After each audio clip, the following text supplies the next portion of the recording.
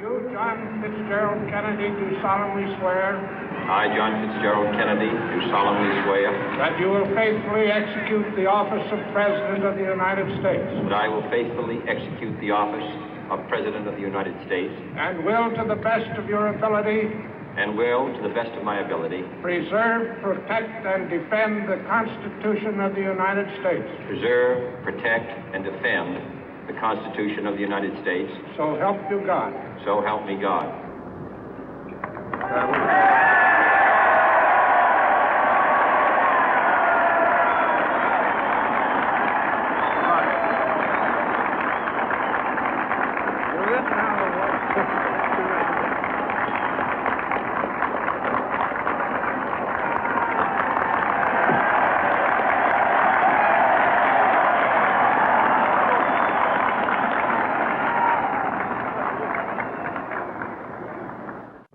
Vice President Johnson, Mr. Speaker, Mr. Chief Justice, President Eisenhower, Vice President Nixon, President Truman, Reverend clergy, fellow citizens.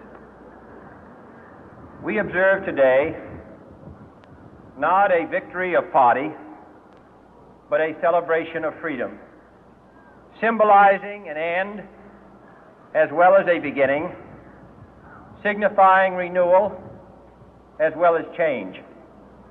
For I have sworn before you and Almighty God the same solemn oath our forebears prescribed nearly a century and 3/4 ago.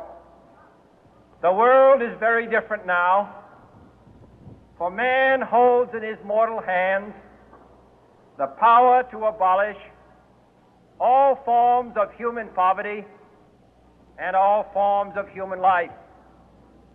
And yet the same revolutionary beliefs for which our forebears fought are still at issue around the globe.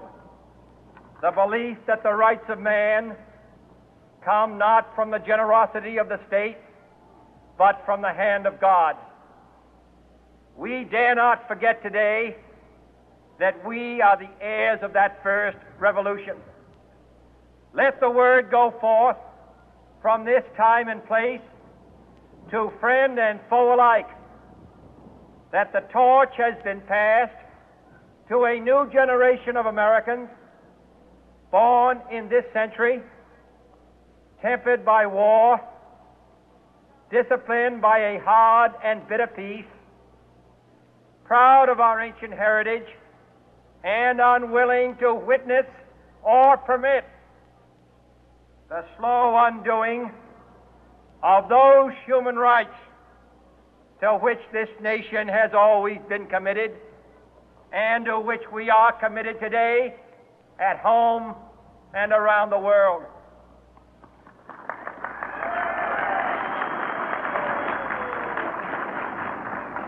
Let every nation know, whether it wishes us well or ill, that we shall pay any price, bear any burden, meet any hardship, support any friend, oppose any foe to assure the survival and the success of liberty.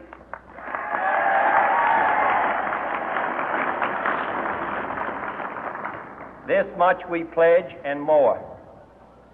To those old allies whose cultural and spiritual origins we share, we pledge the loyalty of faithful friends. United, there is little we cannot do in a host of cooperative ventures. Divided, there is little we can do, for we dare not meet a powerful challenge at odds and split asunder.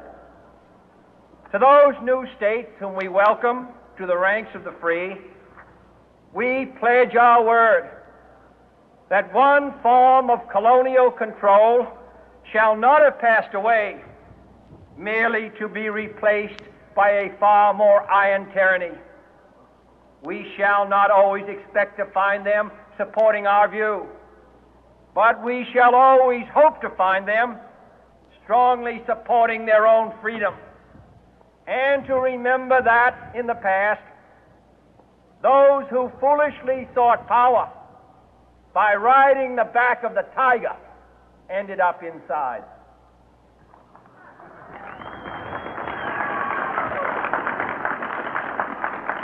To those people in the huts and villages of half the globe struggling to break the bonds of mass misery, we pledge our best efforts to help them help themselves for whatever period is required, not because the communists may be doing it, not because we seek their votes, but because it is right.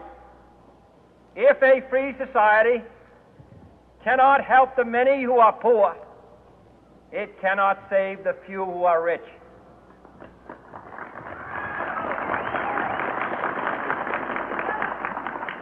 To our sister republics south of our border, we offer a special pledge to convert our good words into good deeds, in a new alliance for progress, to assist free men and free governments in casting off the chains of poverty.